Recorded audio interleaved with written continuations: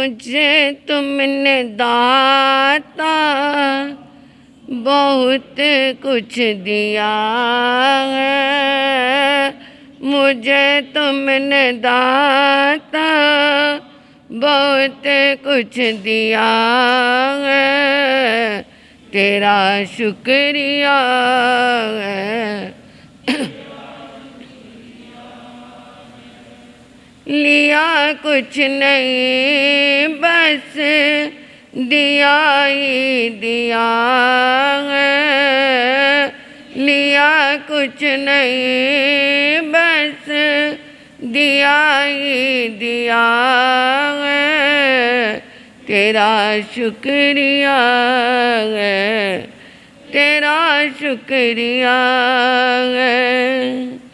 नैनों में हर दम तस्वीर तेरी तूने बनाई है, तकदीर मेरी तूने बनाई है, तकदीर मेरी। कड़ी धूप में जैसे साया किया है, कड़ी धूप में जैसे साया किया है, तेरा शुक्रिया है, तेरा शुक्रिया है। परम श्रद्धा परम आराध्या परम पूजनीय तपाचार्या तप चक्रेश्वरी परमात्म स्वरूपा गुरनी मैया के पावन पुनीत चरणार विंदों में हृदय की असीम आस्था के साथ मेरा अनंत अनंत वंदन स्वीकार हो। धर्म प्रांगण में आए मेरे आत्मीय जन, विषय प्रसंग कर्मों का चल रहा है। जैसा करोगे वैसा पाओगे। कई कहते हैं कृपा करो। कृपा क्या होती है? कर और पा। जैसा करेगा तो वैसा पा लेगा। बस यही हमारा कर्म है। कृपा भी उसी पे होगी जो हम करेंगे। आस्था से वंदन करेंगे तो आस्था के रूप में ही हमें वो क्या है, कृपा मिल जाएगी। फॉर्मेलिटी में आएंगे तो फॉर्मेलिटी में ही हमें क्या है, वो कृपा नहीं होगी, वो केवल बाह्य औपचारिकता होगी। इसलिए कर्म, कल क्या था, कौन से कर्म? निकाचित कर्म, जो मन वचन काया के संयोग से हमने बांधे तो उसको तीनों योगों से ही भोगना पड़ेगा। अब ये है कि इनकी आयु कैसे बंधती है, कि कितनी देर तक, कोई तो थोड़े दिन में कट जाता है, कोई उम्र तक चलता है, कोई क्या है 2 महीने में, 6 महीने, ये कैसा बंधन क्यों होता है? इसके लिए ये कहा गया है कि जैसा जैसा रस लेकर के कर्म किया, जैसा जैसा रस आया, जैसी जैसी अनुमोदना की, करा भी, कराया भी, अनुमोदना भी, दूसरे को प्रेरित भी किया। जैसे कोई ये मधुमक्खी का छत्ता है, उसमें क्या निकलता है? शहद निकलता है। कोई तो क्या कहता है कि ले मैं इसको तोड़ूंगा, कोई कहता मैं आग लगाऊंगा, क्योंकि जब आग लगाते हैं तो मक्खियाँ उड़ती हैं, फिर जाकर के वो जो मक्खियारा होता है उसमें से शहद निकालता है। किसी ने आग लगाई, किसी ने उसको तोड़ा, किसी ने आग लगाने के लिए उसको साधन दिए।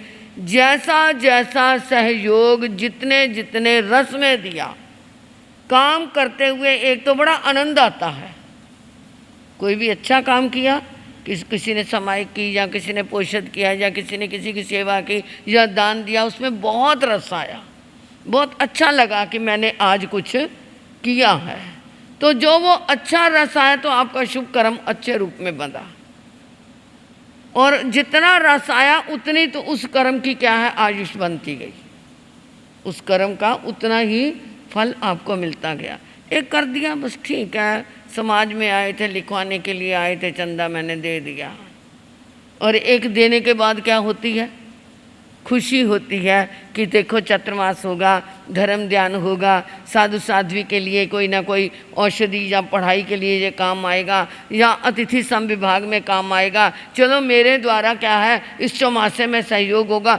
एक इस भावना से दिया, और एक दिया मजबूरी में आए थे लेने के लिए, देना ही पड़ता, ना देता तो क्या है समाज में क्या नहीं रहती है, नाक, नाक में क्या है, इस नाक के लिए क्या कुछ करते हो, और नाक गंदगी से भरा रहता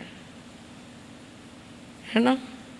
परंतु एक मन की शुभ परिणामों से दिया तो वो वैसे ही उसका फल मिलेगा, जिस रूप में दिया, जिन भावों से दिया उसका वैसे ही भाव है। जैसे किसी ने वो मैंने बताया ना शहद का छत्ता तोड़ा, जिस रूप में जितना जितना सहयोग दिया उतना उतना सभी का कर्म बंधन हो गया, और उतनी उतनी जितने क्षण तक, जितने समय तक हुआ वो फिर ब्याज सहित भुगतान करना पड़ता रहा। और एक करके खुशियाँ मनाई, मैंने आज बहुत बड़ा काम किया, दूसरे को इतना बुद्धू बनाया, इतना बुद्धू बनाया, उसका मैंने जेब में से क्या है, जेब कतरा था, वो कहता मैंने इतनी क्या होशियारी से बटुआ मार लिया, और वो क्या है एक तो बुरा काम किया, एक तो चोरी की, और एक ऊपर से क्या मनाई, खुशियाँ मनाई। एक तो रेशम की गांठ बंधी और ऊपर से जो खुशियाँ मनाई वो क्या लग गया, मोम, पिघला हुआ मोम उसके ऊपर लगा दिया। यानी जितना जितना रस जितने समय तक लेते रहे, चाहे वो शुभ कर्म है चाहे वो अशुभ कर्म है, जैसे भी कर्म में जितना रस लिया, अच्छे के लिए बंद किया तो आपको अच्छा भी मिलता है। आपको कई बार सोचा भी नहीं होगा कि कहीं से लाभ भी हो जाता है, पता ही नहीं चलता कहाँ से पैसा आ गया। वो क्या है, पीछे तुमने जो दिया है उसका जो रस लिया, दान में दिया, किसी की सेवा में लगाया, किसी को गुप्त में दिया तो आपको गुप्त में मिल गया, पता ही नहीं चला कहाँ से हुआ। और कई बार क्या होता है, कोई भी कारण नहीं होता परंतु शरीर में बीमारी हो जाती है, ना कोई ऐसी चीज़ खाई गई, ना कोई ऐसा किया परंतु बीमारी आ गई। तो वो क्या है, किसी को असाता पहुंचाई हुई है, किसी को हमने दुख दिया है, किसी के मन को वेदना दी, मन को वेदना दी तो अपने शरीर पे वो वेदना आई और मन क्या होता रहा, परेशान होता रहा। कोई भी निमित्त ऐसा बन गया कि मन को वेदना शुरू हो गई, क्योंकि किसी के मन को परेशान किया। चाहे आप वो मन को परेशान करके क्या है, इसका क्या है, ये तो बोलते रहते हैं, इनकी तो आदत है, ये तो ऐसे ही करते रहते हैं, और आप खुशियाँ मनाए, अपने आप में वो संतुष्ट हुए कि मैं तो क्या हूँ, खुश हूँ। परंतु वो खुशी का परिणाम किसी समय ऐसा आता है कि मन अपना खुद ही बिना कारण से भी परेशान हो जाता है, या कोई निमित्त ऐसा बन जाता है जिससे अपना मन व्यथित रहता है, संकल्पों में ही पड़ा रहता है, और संकल्प विकल्पों में पड़े हुए मन को शांति होती नहीं, कहीं पर भी शांति नहीं है। आपने दही जमाना तो आता है ना आपको, है ना। आपके घर में कोई बहू आई, नहीं उसे दही जमाना नहीं आता। आजकल की लड़कियों को कुछ भी नहीं आता, बस सारा कंप्यूटर पे काम करना आ गया, बस आती हैं तो वो क्या है, माँ बाप भी ऐसा ही सोचते हैं, ऐसे घर में भेजो जहाँ क्या है महाराज लगे हुए हों, कुक लगा हुआ हो। तो वो बहू को दही जमाना नहीं आता था। आपने कहा बेटा ऐसे थोड़ा सा हल्का दूध गर्म होगा, इसके अंदर थोड़ा दही का जामन लगा देना और इसको ढक करके अच्छी तरह रख देना। सर्दी हो तो गर्म कपड़े में लपेट देते हैं, गर्मी हो तो ऐसे भी रख देते हैं, तो ये दही जम जाएगा। वो बहू ने पहली बार ऐसा काम किया। अब उसने दही में वो दूध में जामन तो लगा दिया, खट्टा डाल दिया, परंतु 15-20 मिनट के बाद जाके देखती है, पता नहीं मैंने ठीक लगाया कि नहीं लगाया, जाके देखूं दही जमा कि नहीं जमा। 15-20 मिनट में जाके उस बर्तन को हिला के देखती है, दूध पड़ा है, दही नहीं जमा। अब वो फिर कहती है अभी नहीं जमा। फिर सोचती है मन में, पता नहीं मैंने गलत तो नहीं लगा दिया, जो मैं ये दही बना नहीं। आधे घंटे में फिर जाके वो बर्तन को देखने लग गई। आधे आधे घंटे में, 15-15 मिनट में, 20-20 मिनट में, शाम तक वो देखती रही। तो क्या दही जम जाएगा? हैं? इसमें आप एक्सपर्ट हो, क्यों नहीं जमा? क्योंकि बार बार उसे हिलाते रहे। इसी तरह ही मन में शांति क्यों नहीं है? हमारा मन प्रभु के साथ क्यों नहीं जमता? संयोग भी मिला, सत्संग में भी आ गए, कोई और कहाँ संयोग भी मिल गया, परंतु मन कहीं, वो दही का संयोग मिल भी गया परंतु मन जमता नहीं। क्योंकि मन को क्या करते रहे? हिलाते रहे। ना दूध ही मिला, ना दही ही मिला, दूध भी खराब हो गया। ना खुदा ही मिला, ना मिसाले सनम, ना इधर के रहे ना उधर के रहे।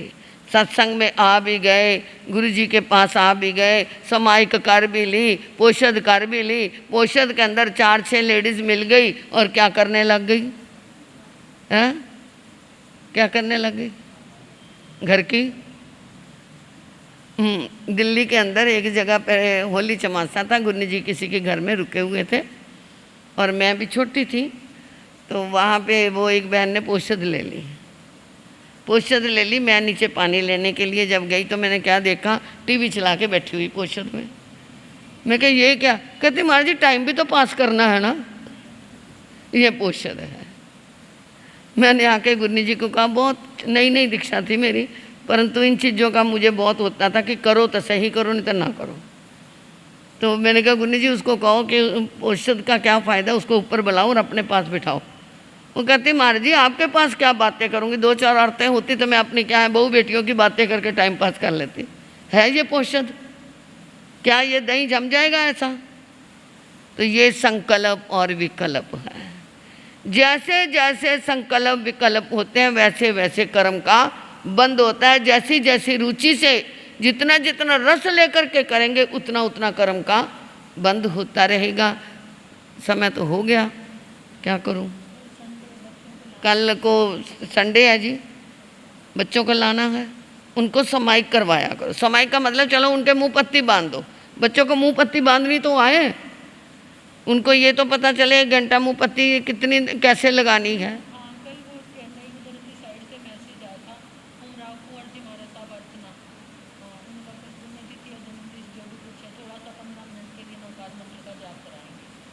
अपने श्रमण संघ में एक उमराव कुंवर जी, अर्चना जी महाराज हुए, बहुत महान सती हुई। हाँ, मैंने उनके चरित्र को पढ़ा, अग्निपथ, बहुत अच्छी किताब। मुझे 4 बुखार था, हम राणा प्रताप बाग दिल्ली में रुके थे। वो किताब शुरू की परंतु मैं 12 बजे तक वो किताब पढ़ती रही। इतना रस आ गया मुझे उस किताब में, उनका जीवन चरित्र था। तो बहुत महान साध्वी हुई हैं। हम उज्जैन में भी गए थे, खैर कल को मैं बताऊंगी आपको।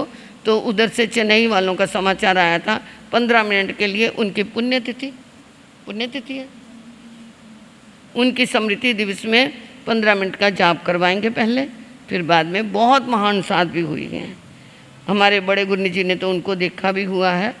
तो वो आचार्य जी के चरणों में, आचार्य आत्मा राम महाराज के चरणों में भी उन्होंने बहुत सेवा की, स्वाध्याय किया। उस समय पहली वो साध्वी थी जो कश्मीर तक जाके आई थी। बिमल मुनि जी बाद में गए, सुशील मुनि जी बाद में गए, परंतु वो पहली साध्वी थी उस समय। वहाँ पर वो कश्मीर में गए थे, इतने पुरानी बात है ये। तो ये उनके जीवन चरित्र के ऊपर कल थोड़ा सा प्रकाश डालेंगे कि कैसा उनका वहाँ आज भी उनकी साध्वियाँ बहुत विचरण कर रही हैं। अभी हम जालना में थे तो उनकी, हाँ, वो साध्वियाँ उधर जालना में हम इकट्ठे ही रुके थे 8 दिन के लिए। बहुत अच्छा संयोग रहा। इस समय वह परिवर्तनीय है उनके ग्रुप में से कंचन कुंवर जी। तो वो साध्वियों ने ही मैसेज भेजा था कि गुरु जी का सामूहिक रूप में जाप करवाना है, तो बच्चों को लेके आना।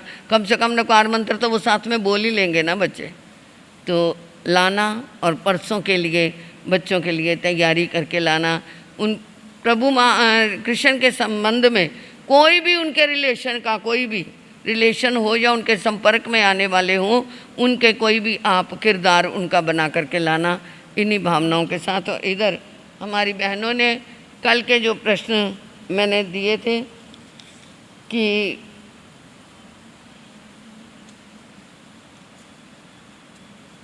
पहले तीर्थंकर और अंतिम तीर्थंकर की माताओं ने पहला पहला स्वप्न कौन सा देखा?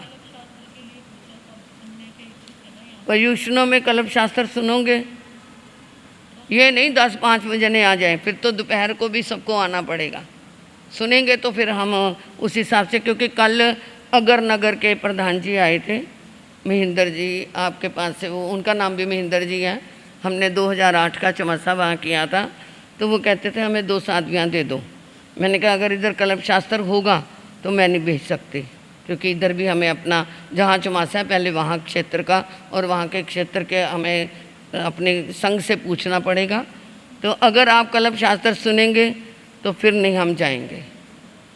और पहले तीर्थंकर और अंतिम तीर्थंकर, पहले तीर्थंकर की माता ने पहला स्वप्न ऋषभ यानी बैल का देखा और अंतिम तीर्थंकर की माता ने शेर का, सिंह का देखा। हमारी ये पर्चियाँ आई हैं, तो और भी फिर प्रयास करो। भी कल के लिए जो प्रश्न है ये मैंने फेंकी है, ये पहले की है कि गोरे रंग गौर वर्णीय तीर्थंकर कितने थे और कृष्ण वर्णीय तीर्थंकर कितने, यानी गोरे कितने थे और काले कितने तीर्थंकर थे, और नीले कितने थे और लाल रंग के कितने थे और पीले रंग के कितने थे। काला, सफ़ेद, नीला, पीला, ये क्या है, और लाल, ये कितने कितने तीर्थंकर किस किस वर्ण के शरीर के थे। जैसे पार्श्वनाथ, उदाहरण के लिए पार्श्वनाथ क्या है, नीलवर्णीय है। एक उदाहरण मैंने आपको दे दिया। पार्श्वनाथ की प्रतिमा कहीं भी देखोगे आपको नीली या काली मिलेगी। तो ये आप देख लेना और इसमें 2 चुन लो।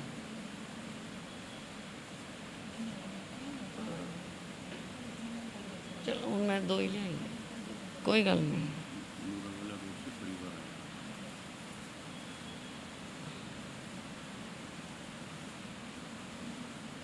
महक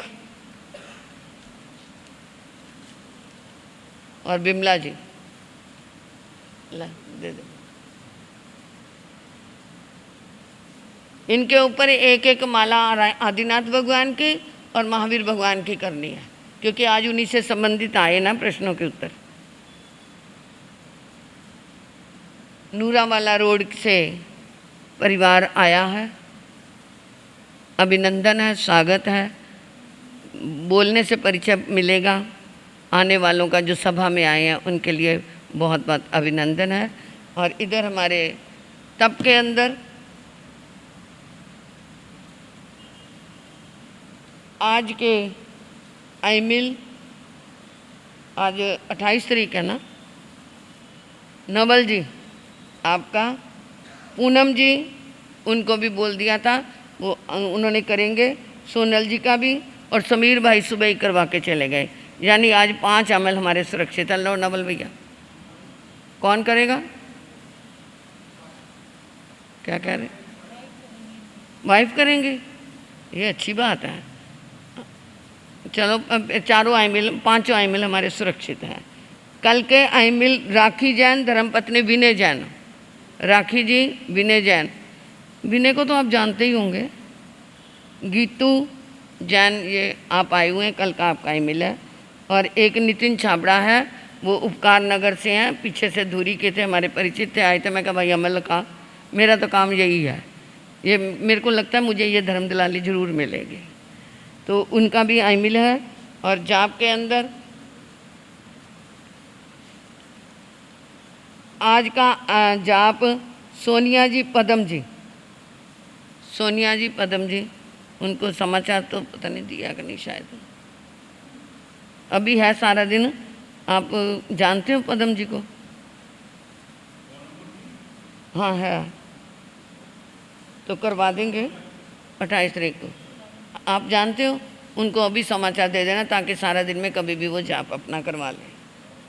और कल का जाप प्रमोद जी, भामिया रोड। हाँ धन्यवाद भैया। और कोई समाचार?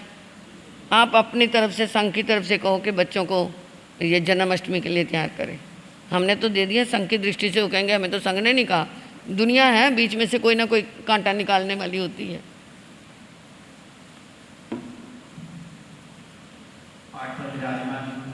परम पूज्य महंत साध्वी डॉक्टर पुनीत ज्योति महाराज, आदि खाने साल के पापों को नीचन कमलों के अंदर कर देगी इसी आस्था के साथ कोटिश वंदन कोटिश नमन। महाराज श्री जी के हार श्री जी सुखता पूछते हैं। सभा में उपस्थित आप सभी भाई बहनों को सादर जय जय। भगवान महावीर की अमृतमय वाणी हम सबके समक्ष चल रही है और सभी इस वाणी का श्रद्धा से लाभ ले रहे हैं। जो लाभ ले रहे हैं वे धन्यवाद के पात्र हैं। महाराज श्री जी जीवन निर्माण कला करने के सूत्र हम सब तक पहुंचा रहे हैं। हमारा कर्तव्य बनता है कि हम एक दूसरे को प्रेरित जरूर करें और जरूर आए। पता नहीं लोग इतना सरल प्रवचन महाराज श्री जी हम सबको फरमा रहे हैं और ऐसे प्रवचनों को सुनने के लिए अमूमन क्या होता है कि कोई सेमिनार अटेंड करने पड़ते हैं जिनकी फीस ही 10-10, 15-15 हज़ार होती है। हमारे को यहाँ फ्री में मिल रहे हैं, परंतु हम लोग उसका पूरी तरीके से, मुझे ऐसा अभी भी लगता है कि पूरी तरीके से लाभ नहीं ले रहे हैं। जो लोग सोए हुए हैं, पता नहीं उनका कर्मों का उदय ऐसा है, या पता नहीं प्रेरणा नहीं मिल रही, या उनको उनके मन में कुछ और चल रहा है। ये समझ से परे की बात है। बहुत प्रयास किया फिर भी सद्बुद्धि आए, ऐसी हमारी मंगल कामना है। सभी एक दूसरे को प्रेरणा जरूर दें। ऐसे जीवन निर्माण कला करने के प्रवचन जो है वो सबको सुनने चाहिए। जीवन के अंदर जरूर कुछ ना कुछ परिवर्तन आएगा, ऐसा मेरा अवश्य मानना है। तो महाराज श्री जी ने कल जन्माष्टमी के बारे में भी परसों बताया है कि भगवान श्री कृष्ण का जीवन चरित्र सुनने का मौका मिलेगा। सभी से प्रेरणा है, बच्चों को उस दिन छुट्टी है, जो भी ड्रेस पहना करके लेके आए, लेकर अवश्य आए। सभी बच्चों को सम्मानित किया जाएगा। और कल रविवार है, प्रवचन का समय सुबह 8:15 से लगभग 9:30 बजे तक रहेगा। तो कल भी सभी अपने बच्चों को लेकर के आए। धर्म दिलाने का सुअवसर मिला है, उसको जरूर कमाने का भाव रखें। सभी प्रेरणा दें एक दूसरे को।